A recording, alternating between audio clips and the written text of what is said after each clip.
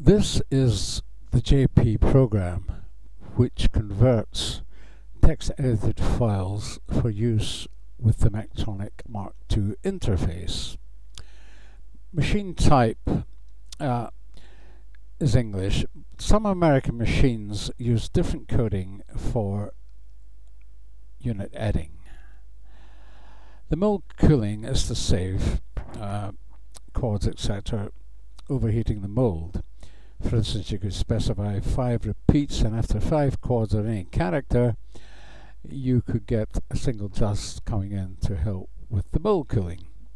This is very handy if you're using it in sorts where you're casting a lot of the same character. This will also help to cool the mat. Half measure we won't go into at this stage.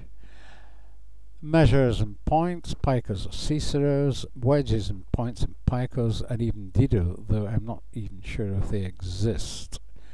The use of ends to pad is when in large composition you're using quads and possibly overheating the mold. These can be, if this box is clicked, N quads are used instead of quads. Unit adding can be none, 1, 2, or 3. In this case we'll use 2. Shift. Now if you recall further back, the acute lowercase e was on the wrong row.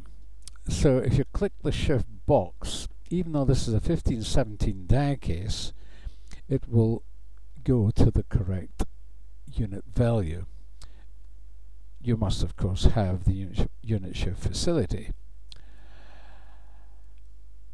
Diecase, we'll go for the same one we've been using, the 3875. Wedge adjustment. Now you can create a false S5, say we're using S5. So say we don't have an S5 in the set size you require, you could try any of these wedges to see if they're usable. The 96 has a lot of -1s, but in theory it could be used at a push. So you could cast your job using a 96 if you didn't have the S5 wedge. The measure point size justified preferred space is used in conjunction with punching sorts, which we won't go into at this stage. Conversion tables. You must have a conversion table to convert the file produced in the text editor to create a file that is compatible with the MacTronic Mark II.